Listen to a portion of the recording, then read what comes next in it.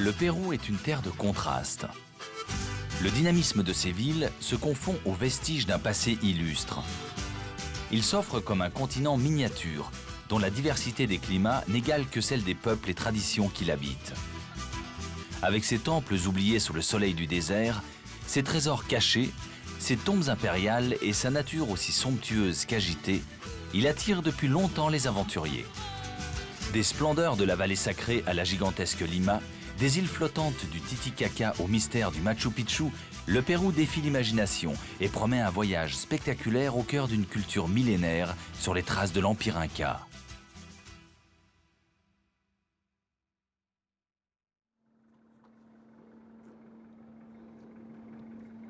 Nous sommes à Cusco, à quelques 3300 mètres d'altitude au centre-est du pays.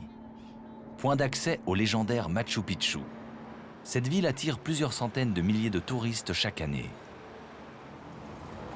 Autrefois le cœur du puissant empire Inca, puis occupé par les conquistadors à partir du XVIe siècle, Cusco est aujourd'hui la capitale archéologique des Amériques et la plus ancienne ville habitée du continent.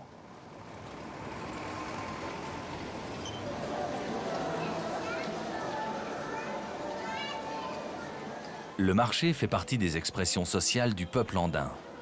Lieu de rencontre incontournable pour les habitants de la ville, il propose des produits de toutes sortes. On y trouve notamment du quinoa, cette céréale cultivée depuis plus de 5000 ans sur les hauts plateaux péruviens, ainsi que différentes sortes de maïs, denrées alimentaires de la gastronomie péruvienne.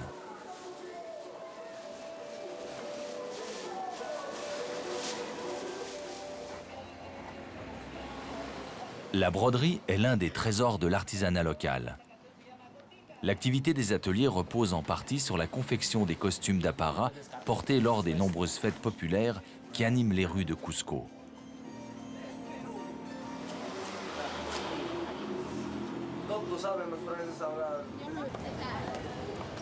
Aujourd'hui, la ville célèbre la Vierge du Carmen, patronne des métis. Des cortèges défileront pendant 5 jours, jusque dans les vallées alentours, au rythme des chants quechua et des danses traditionnelles.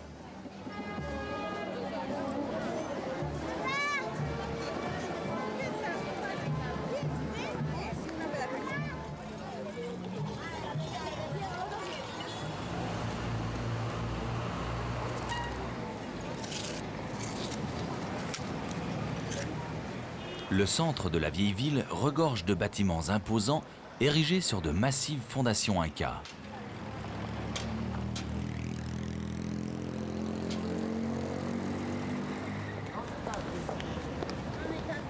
Les ruines de Coricancha constituent l'une des splendeurs archéologiques de Cusco. À première vue, le couvent de Santo Domingo ressemble à une simple abbaye. Qui se douterait qu'avant l'arrivée des conquistadors au XVIe siècle, ce lieu abritait les légendaires temples du Soleil et de la Lune, véritable trésor de la culture inca. Beaucoup de choses ont disparu, mais les murs, parfaitement alignés, ont résisté à l'épreuve du temps. De même que quelques outils utilisés pour construire le site.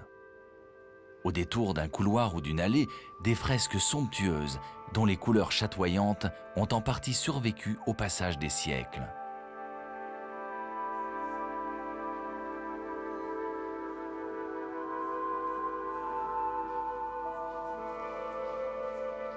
À l'époque inca, les murs de Coricancha étaient recouverts de 700 feuilles d'or, pesant chacune près de 2 kilos. Il reste quelques vestiges de ce faste, notamment cette stèle vieille de 4 siècles, symbole du culte voué par les Incas au soleil, aux astres et à la lune.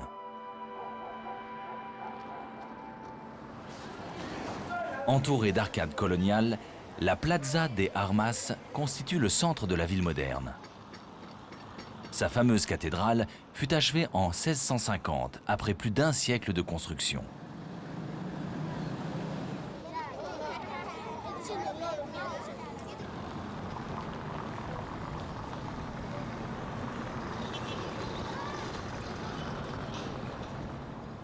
Non loin de là, l'église de la Compagnie de Jésus, construite par les Jésuites en 1571, marque le paysage de sa somptueuse façade baroque.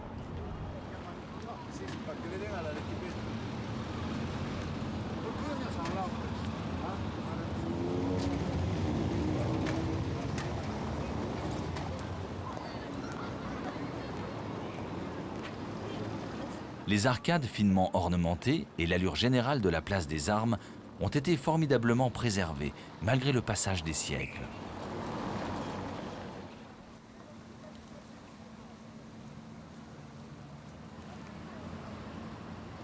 À l'époque inca, cette place, qui s'appelait alors Huacaipata, était le cœur de la capitale. C'est pourquoi elle garde une valeur particulière aux yeux des habitants de Cusco et des nombreux touristes qui y font escale chaque année.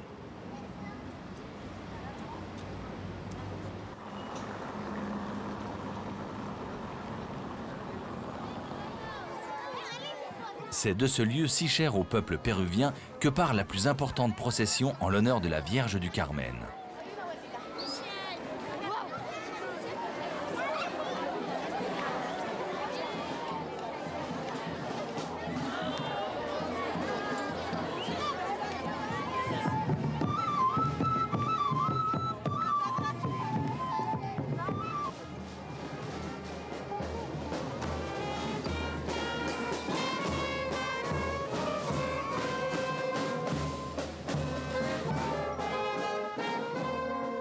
Si la fanfare locale ne joue pas toujours juste, la fête n'en est pas moins réussie pour les milliers de gens qui se sont aujourd'hui rassemblés dans les rues de la ville.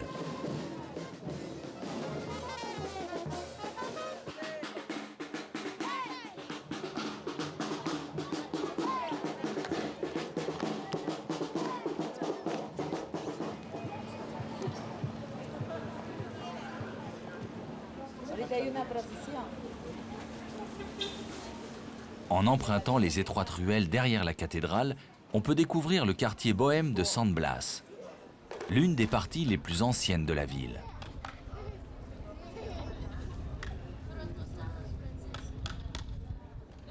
La place San Blas a été colonisée par les artistes. Ce lieu permet aux visiteurs de découvrir une autre facette de la culture péruvienne.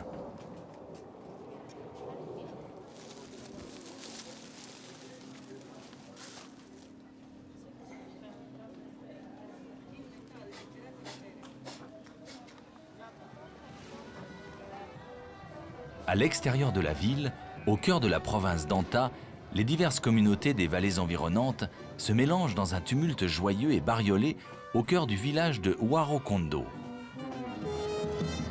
Ici aussi, la fête de la Vierge du Carmen est une véritable institution. Magnos, Chunchos, Colas, chacun de ces groupes possède ses propres codes, musique et habitudes vestimentaires.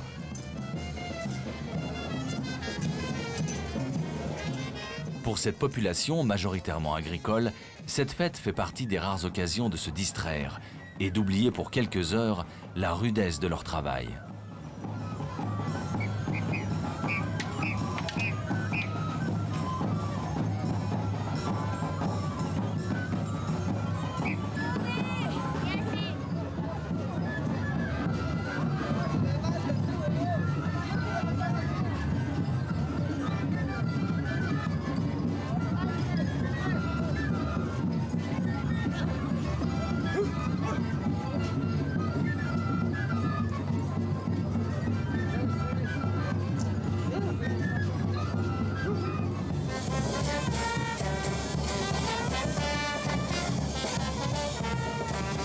La cuisine locale, à base de cochon et de poulet, est un élément indispensable aux réjouissances.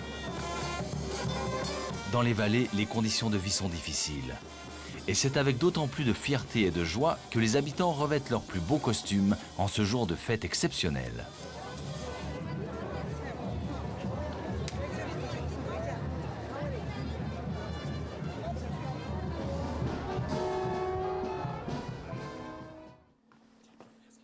Nous avons quitté les environs de Cusco pour entrer dans la vallée de l'Urubamba, appelée Vallée Sacrée, où le village de Chinchero s'élève à 3700 mètres d'altitude. Hors du temps, cette cité perchée à flanc de montagne était considérée par les Incas comme le lieu de naissance de l'arc-en-ciel. L'église coloniale qui surplombe la grande place du village a été construite sur des fondations incas.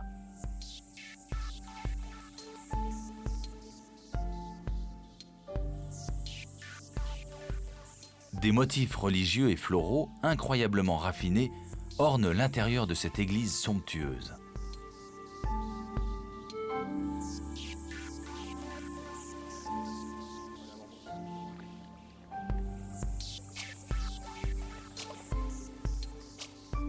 Derrière la place s'offrent des vestiges incas d'une rare beauté.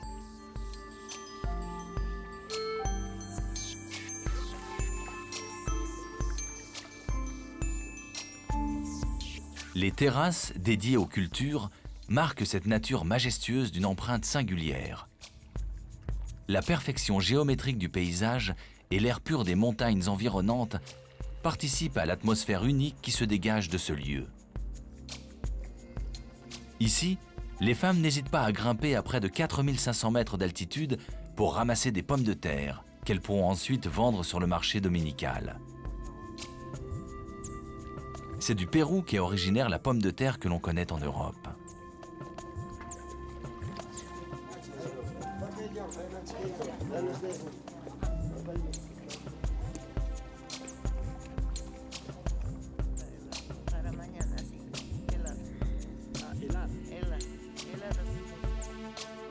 Dans les montagnes, la vie est rude et la nature souvent hostile. Les premiers glaciers s'élèvent à plus de 5500 mètres d'altitude, non loin des zones de culture.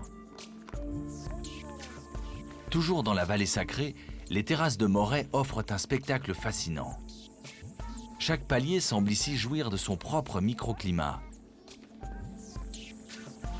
Les Incas auraient utilisé ce site comme un laboratoire afin de déterminer les conditions optimales pour chaque culture.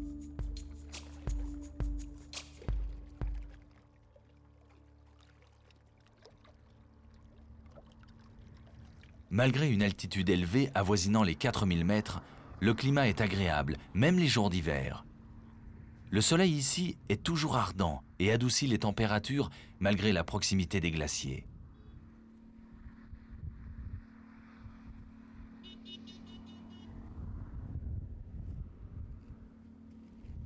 Ici, on cultive le habas, une fève qui compte parmi les éléments essentiels de la gastronomie locale.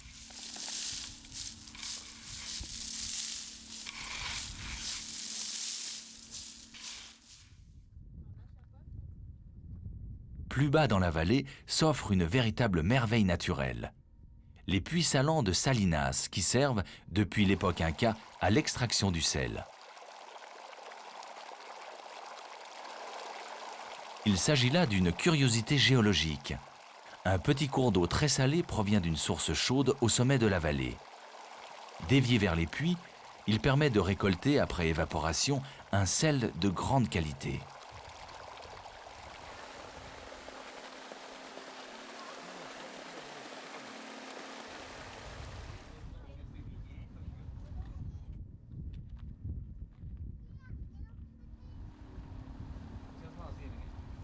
L'extraction du sel est gérée par une coopérative qui se charge ensuite de le commercialiser essentiellement dans la région.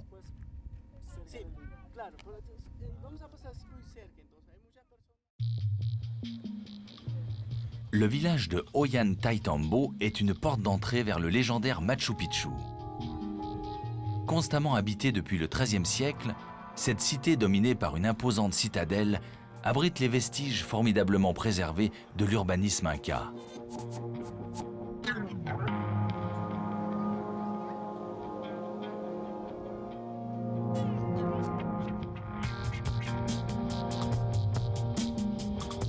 Forteresse redoutable, Ollantaytambo avait pour les Incas autant d'importance sur le plan religieux que militaire. Un temple cérémoniel se trouve d'ailleurs au sommet des terrasses. Lorsque les premiers rayons de soleil viennent éclairer les bâtiments de la cité de Machu Picchu, les murs savamment alignés et équilibrés se dévoilent, comme pour mieux rappeler le génie et la puissance de l'Empire Inca.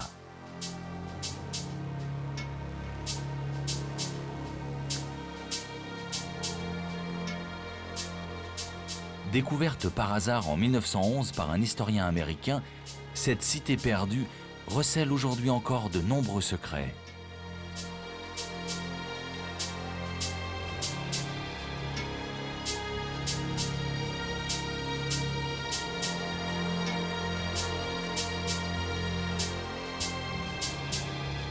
Mais si son histoire et sa fonction originelle restent mystérieuses, l'exceptionnelle qualité du travail de la pierre et l'abondance des ornements qui caractérisent Machu Picchu en font un lieu mythique et spectaculaire.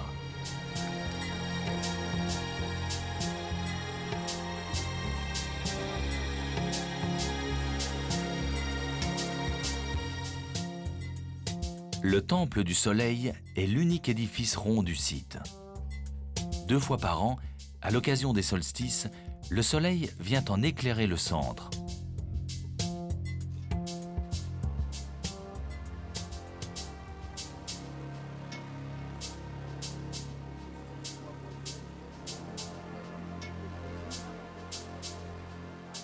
Sous le Temple du Soleil, une grotte naturelle contient un autel et des niches sacrées, soigneusement taillées par les Incas. Ici, on l'appelle le tombeau royal, bien qu'aucune momie n'y ait été découverte à ce jour.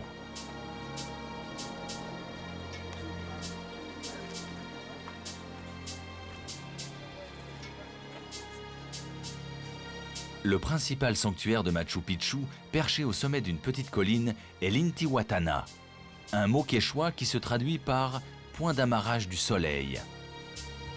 Les astronomes incas parvenaient à prédire les solstices à l'aide de ces différentes faces. De l'autre côté, le temple du Condor est l'un des secteurs les plus fascinants et énigmatiques de Machu Picchu. Pourvu d'une forme labyrinthique, cet édifice offre une sculpture de granit représentant un condor andin dont les ailes sont symbolisées par 2 grandes pierres.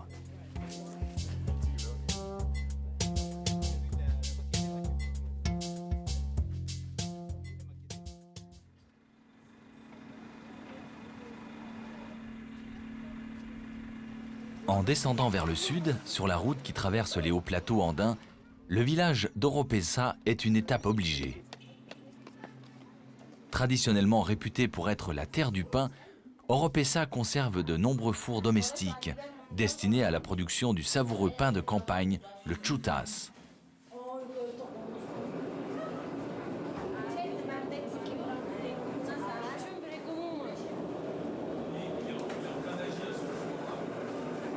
Il y a bien longtemps, un marquis espagnol avait eu l'idée de planter du blé tout autour du village et d'enseigner l'art du pain aux habitants. La tradition s'est perpétuée et le chutas, légèrement sucré aux saveurs d'anis et de cannelle qui s'ajoutent à sa pâte, est devenu la spécialité culinaire de la région.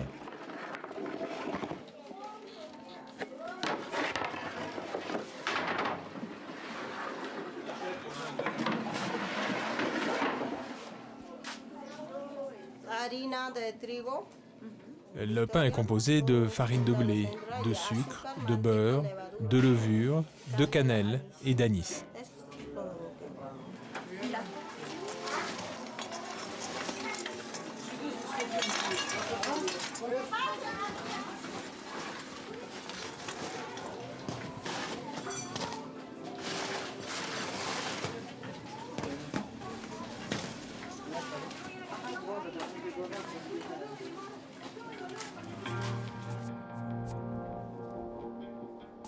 Sur la route qui mène vers le sud, les traces laissées par les conquistadors sont partout, comme cette vieille église, empreinte de l'évangélisation.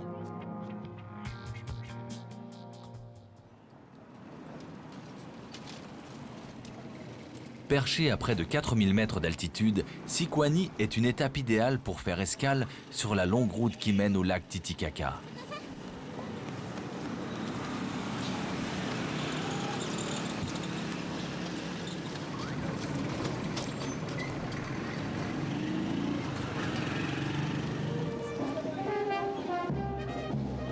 Aujourd'hui, la ville est en fête.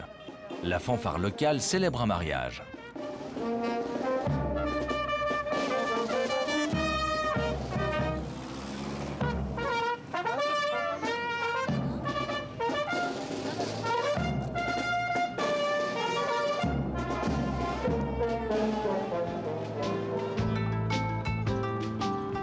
L'Altiplano, qui signifie plaine d'altitude en espagnol, est l'une des plus hautes régions habitées au monde.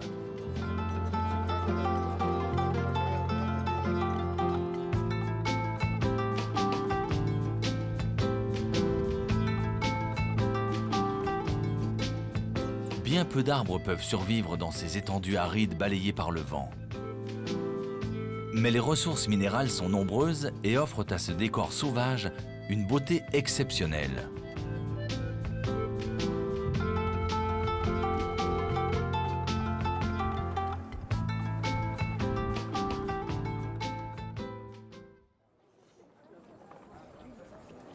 Puno est le principal port du lac Titicaca. La ville fut fondée au XVIIe siècle à proximité d'une mine d'argent aujourd'hui épuisée. Peu de bâtiments coloniaux subsistent, mais les rues étroites et les marchés où se pressent les femmes coiffées de chapeaux melons méritent le détour.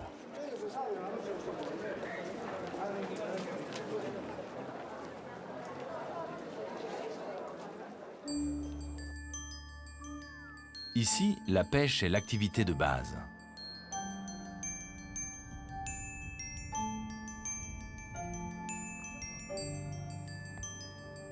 Le port de Puno constitue le point de départ idéal pour rejoindre les nombreuses îles qui flottent sur le lac Titicaca.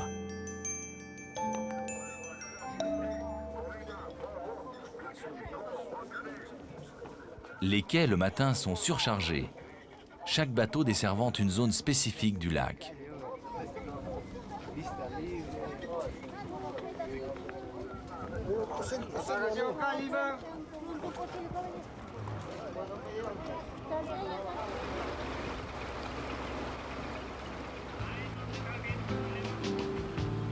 Lac navigable le plus haut du monde, le Titicaca impressionne par ses mensurations gigantesques. Il mesure plus de 170 km de long et 60 km de large. Selon la légende, c'est ici qu'émergea le premier Inca, Manco Capac, fils du dieu du soleil Inti. Il suffit d'à peine 30 minutes de navigation pour découvrir les premières isletas. Ces îles flottantes sont confectionnées à partir de roseaux appelés totora, qui poussent en abondance dans les eaux peu profondes du lac. On amène un bloc de quilé. Le quilé, c'est la racine de la totora, les roseaux. Ici, nous les recouvrons de roseaux et nous les aurons tressés auparavant. Tous les 15 jours, nous rajoutons une couche de totora.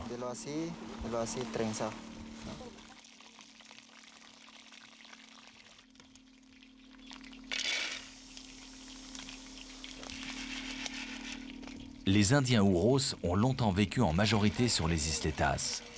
Depuis une cinquantaine d'années, les Huros ont disparu. Mais leur métissage avec les Indiens Aymaras a permis de maintenir une petite population humaine qui subsiste essentiellement grâce à la pêche et au tourisme.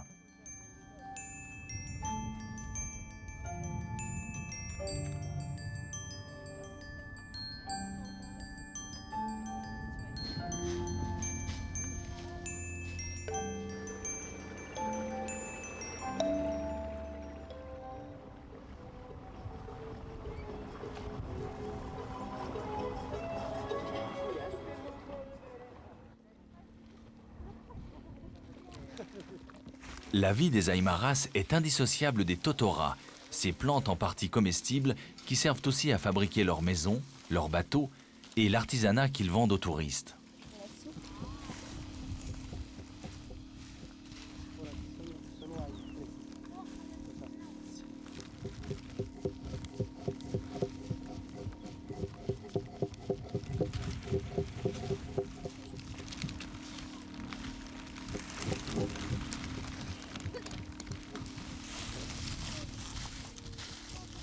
Les conditions de vie sont difficiles dans ces îles perchées en haute altitude. Bien que la pêche permette aux habitants de se nourrir, l'humidité et le froid font de ces territoires des zones hostiles au genre humain.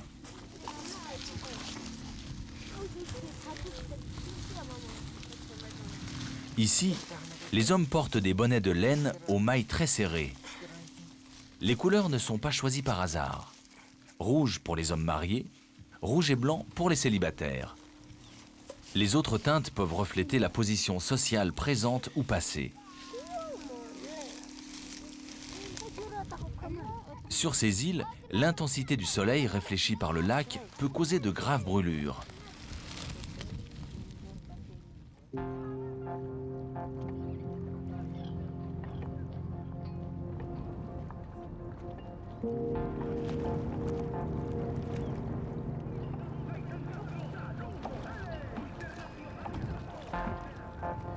Ici, tout est conçu pour faciliter la vie des quelques Indiens qui continuent d'occuper les îles.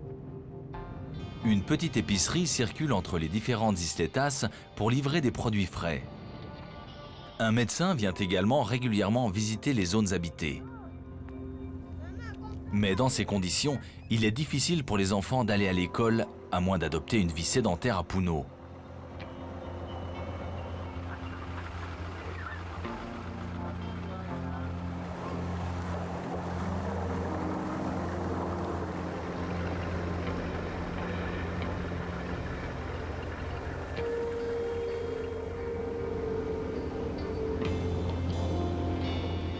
Le Titicaca fascine par sa démesure et la nature somptueuse qui l'entoure.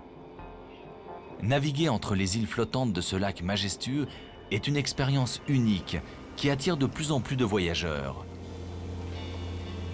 Hélas, l'impact négatif du tourisme se ressent déjà dans de nombreuses communautés.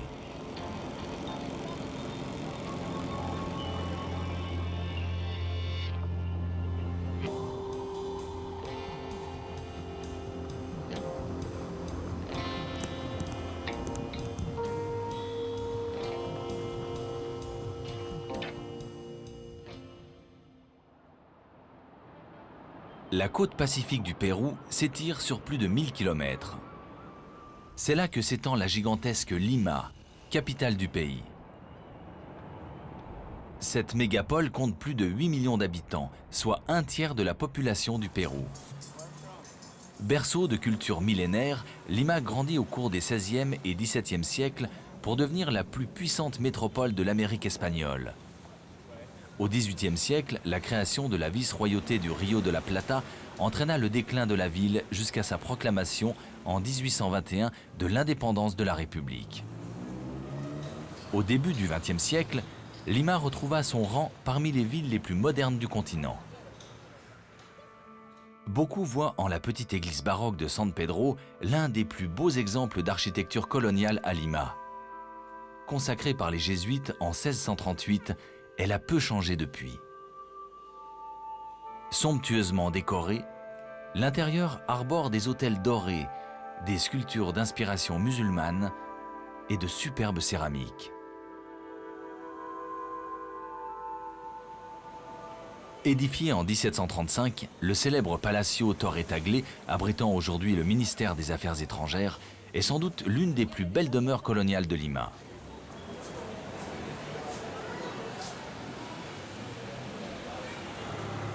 Comme dans toutes les villes du Pérou, le centre s'articule autour de la place d'Armes, aussi baptisée Plaza Mayor.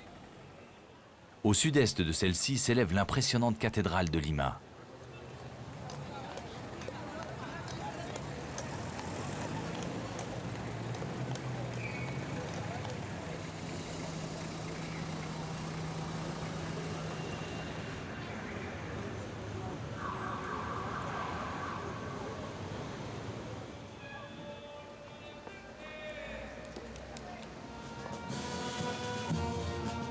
Chaque jour, à midi, des habitants se réunissent sur la place pour assister à l'un de leurs spectacles favoris, la relève de la garde du palais présidentiel.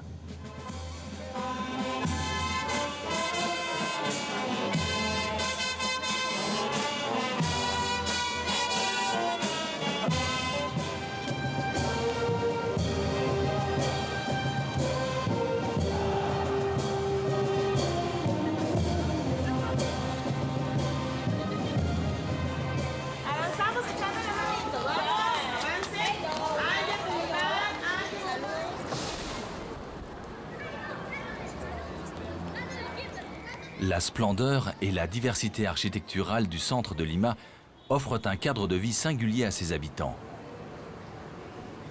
La richesse historique de l'environnement urbain contraste avec le dynamisme de cette ville résolument tournée vers la modernité.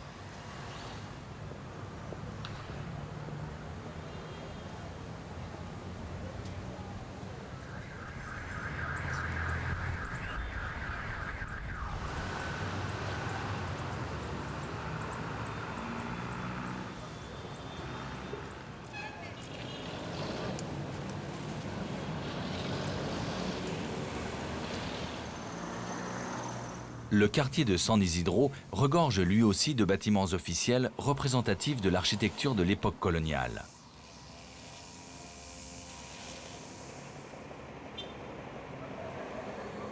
À l'écart du trafic infernal du centre de Lima, Miraflores domine la ville du haut de ses falaises.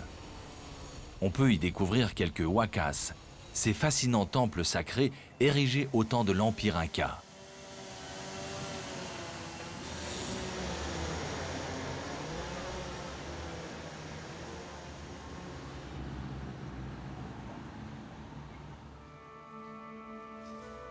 Lieux de sépulture, dont certaines ont été formidablement préservées, les huacas de Miraflores font aujourd'hui encore l'objet de fouilles intensives.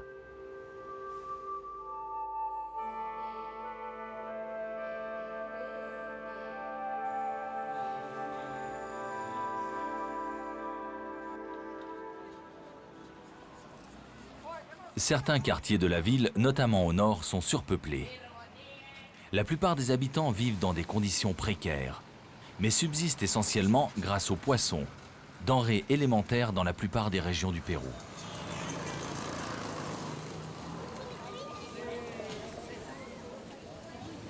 Ici aussi, les marchés sont légion. C'est là que les habitants viennent s'approvisionner pour préparer ce qui est considéré comme l'une des meilleures cuisines du continent.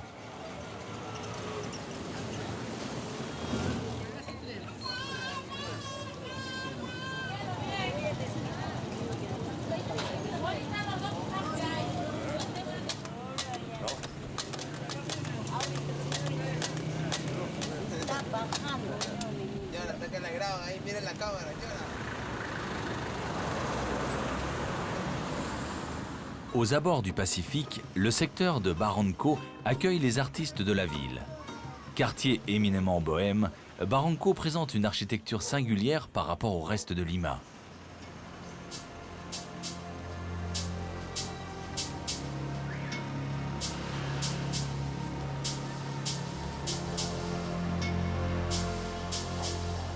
Perché sur une falaise au sud de Miraflores, ce quartier possède en effet de magnifiques bâtiments datant du 19e et du début du 20e siècle.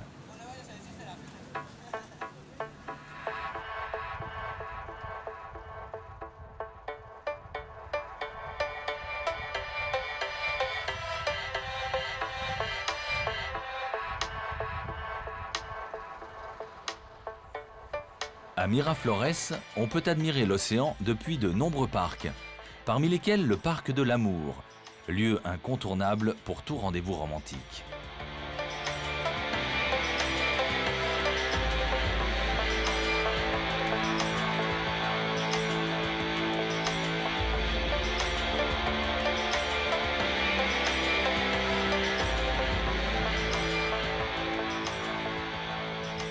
Sur cette côte pacifique de Lima, la houle est généreuse et attire de nombreux surfeurs en hiver pendant les mois de juillet et août.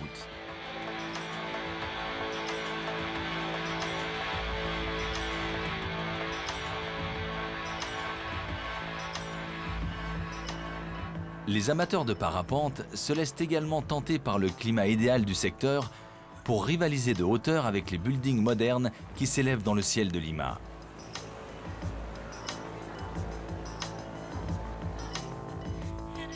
Ville trépidante, en constante évolution, Lima offre un double visage. On passe en un instant de quartiers commerciaux ultramodernes à la splendeur naturelle de la côte pacifique.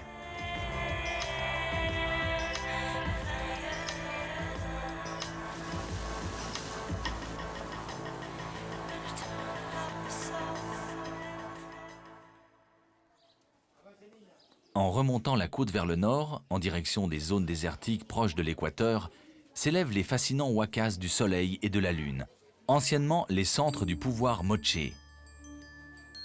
C'est ici que la civilisation mochica s'est développée à partir du IIe siècle avant Jésus-Christ, précédant l'émergence des Incas. Le Huaca del Sol demeure la plus grande structure précolombienne du pays, bien qu'un tiers de l'édifice ait été emporté par les pluies. Plus petit, le Huaca de la Luna renferme de nombreuses céramiques, des métaux précieux et de superbes frises polychromes qui ont fait la réputation des mochicas.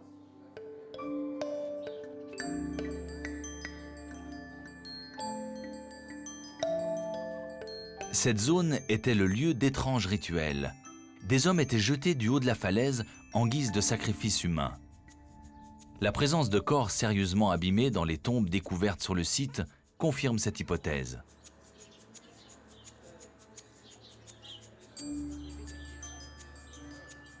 Des archéologues continuent de travailler, couche après couche, sur certaines parties de l'édifice. Ainsi, de nouvelles frises, souvent parfaitement conservées, sont découvertes chaque année.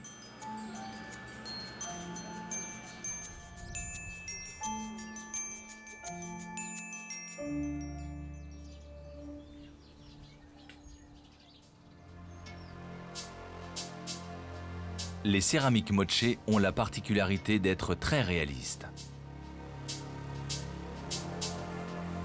Ce potier moche tient un atelier avec ses deux frères. Ils ont été autorisés à conserver des pièces trouvées sur le site de la Huaca de la Luna. Ils en réalisent essentiellement des reproductions.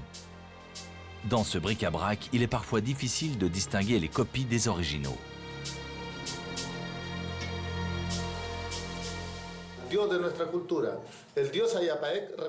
Cela fait partie de notre culture. C'est le dieu Ayapé, de la fertilité de la terre. Autour de la céramique, ce sont des épis de maïs qui germent dans la terre.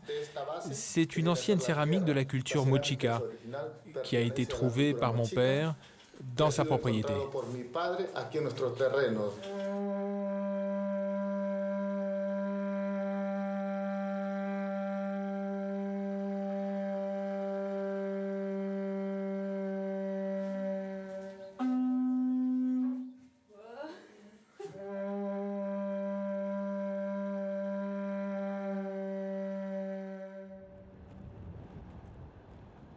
Toujours sur la côte pacifique, le site historique de Chan Chan est la plus grande ville précolombienne des Amériques et la plus vaste cité en adobe de la planète. Capitale du Chimú, le dernier grand empire antérieur à celui des Incas, Chan Chan a été en partie dévasté par le phénomène climatique El Niño. S'il faut aujourd'hui beaucoup d'imagination pour se représenter la cité d'antan, le site fascine toujours par son étendue et les quelques vestiges de l'époque Chimú qu'il recèle.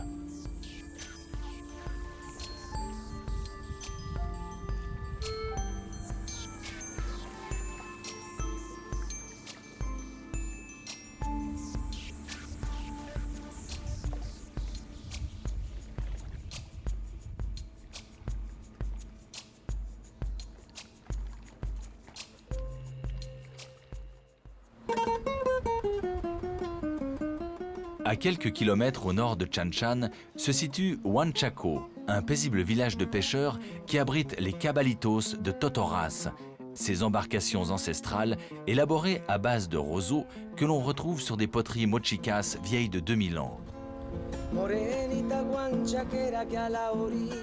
Les pêcheurs locaux rament et surfent sur ces élégants bateaux incurvés avec une grande dextérité. La durée de vie d'une embarcation n'excède pas quelques mois. C'est pourquoi les pêcheurs doivent se résoudre à en reconstruire régulièrement.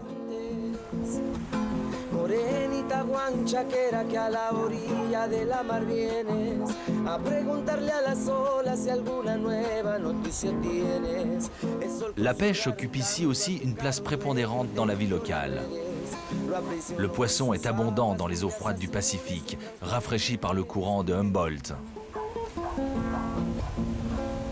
Morenita guanchaquera que a la orilla de la mar vienes a preguntarle a las olas si alguna nueva noticia tienes.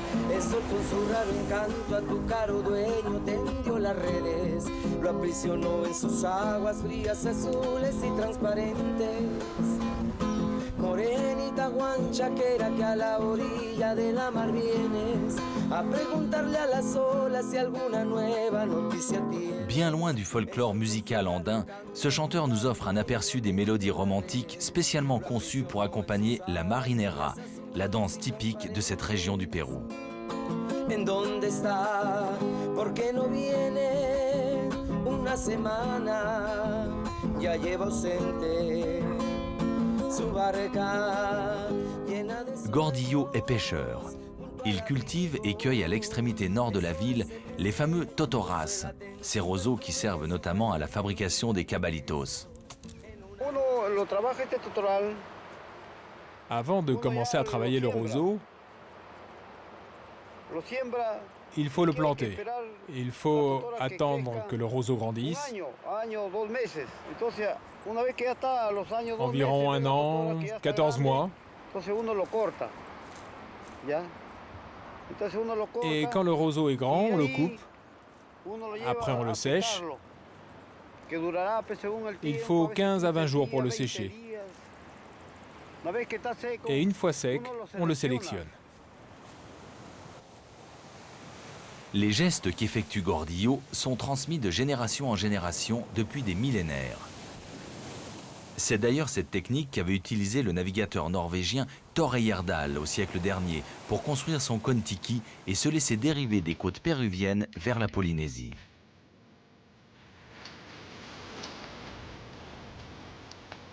On trouve des embarcations similaires sur le lac Titicaca, à la seule différence qu'ici, le nez du bateau est relevé pour pouvoir remonter la houle et ainsi surfer. Certaines poteries et sites archéologiques laisseraient d'ailleurs supposer que le surf est né là aussi, et non uniquement dans l'archipel d'Hawaï comme le veut la croyance populaire.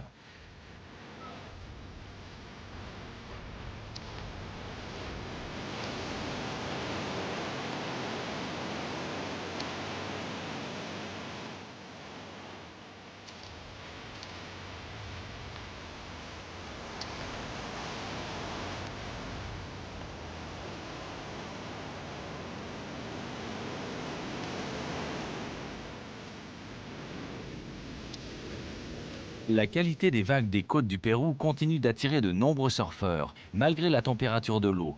Tandis que dans leur rang, les surfeurs péruviens comptent des champions du monde.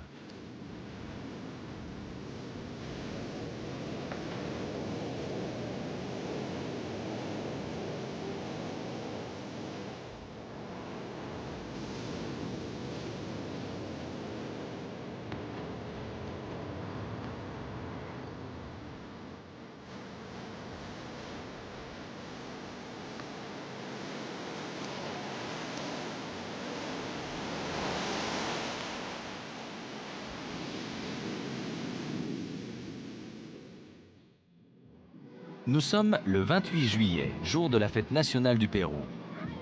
Comme partout dans le pays, Huanchaco est en ébullition. Les défilés animent les rues de la ville.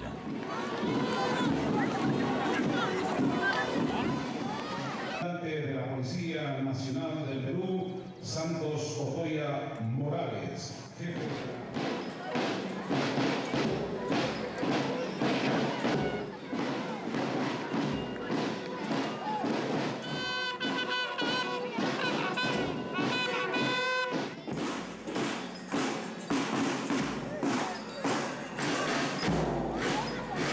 Aujourd'hui, plus qu'un autre jour, Carlos s'apprête à servir un grand nombre de ceviche, le plat national à base de poisson cru. Alors, ça, c'est le filet de mérou. C'est pour le ceviche. Et on va le couper ainsi.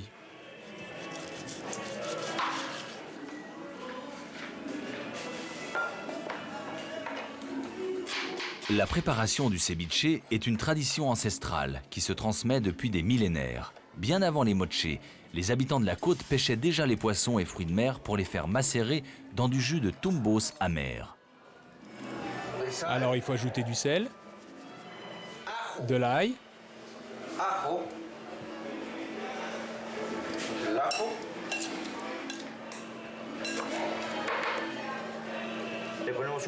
un peu de piment. On laisse mariner 3 minutes et on sert. Aujourd'hui, accompagné de maïs frais et de patates douces, le ceviche est une véritable institution. La fête nationale est aussi l'occasion de revêtir les somptueux costumes d'apparat indissociables de la marinera. Chaque année, dans la ville de Trujillo, un concours réunit tous les meilleurs danseurs du pays. La proximité du Brésil et de la Colombie se ressent particulièrement dans la musique et la danse.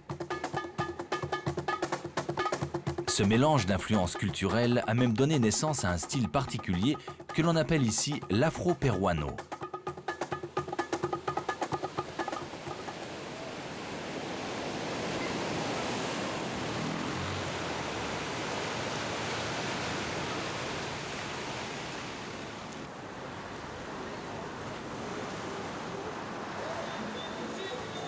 Une fois les derniers cabalitos rentrés au port, les habitants, toutes générations confondues, n'hésitent plus à investir les rues pour célébrer la fête nationale dans une atmosphère exaltée.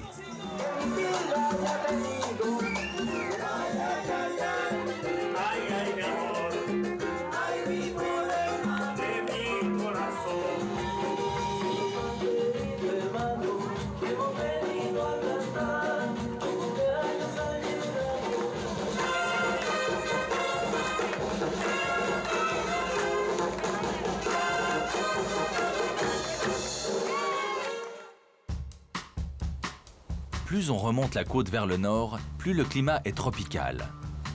Pacasmayo est aujourd'hui une destination légendaire pour tous les surfeurs et windsurfers du monde. Ces vagues, particulièrement longues et régulières, sont à l'origine de son immense notoriété.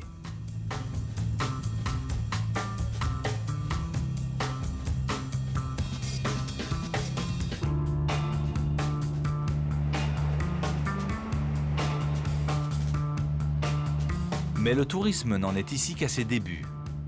Et c'est la pêche qui, comme souvent sur la côte pacifique du Pérou, constitue la principale activité de la population locale.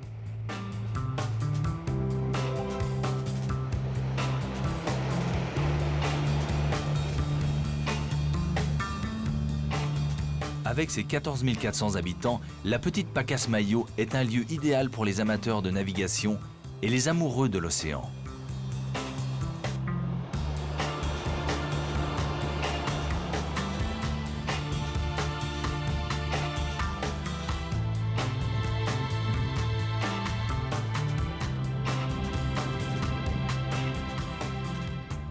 Au-delà de sa magnifique plage, cette petite ville balnéaire possède l'une des plus grandes jetées du pays et de nombreux édifices coloniaux. La singularité de son architecture n'égale que le dynamisme de sa population. Il se dégage de cet endroit un charme particulier, un parfum de nostalgie auquel les touristes de plus en plus nombreux ne sont pas insensibles.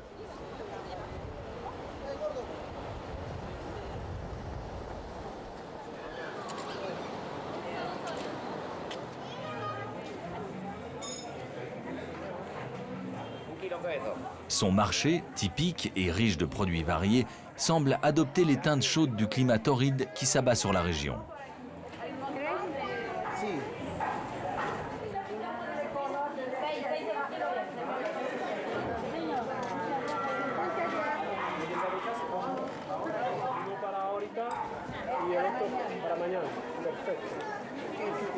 Comme partout au Pérou, le maïs fait ici partie des légumes les plus prisés sur le marché. Les clients se laissent notamment tenter par une variété de maïs noir particulièrement savoureuse.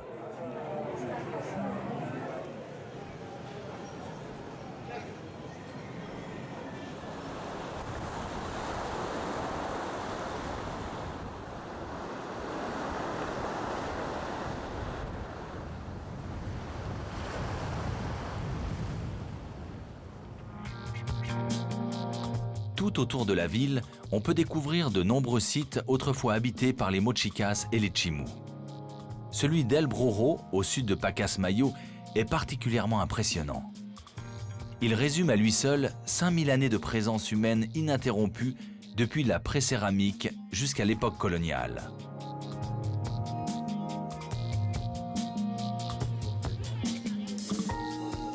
Symbole d'une culture ancestrale intimement liée à l'océan, on y trouve notamment des représentations des premiers cabalitos.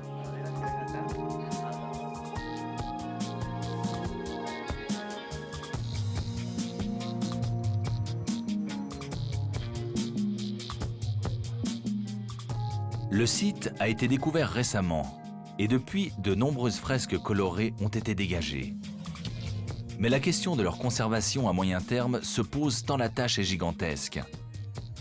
Cette inquiétude est d'autant plus légitime que la zone regorge de sites en attente d'être désensablés. Compte tenu des moyens limités mis à leur disposition, les archéologues doivent faire des choix souvent difficiles.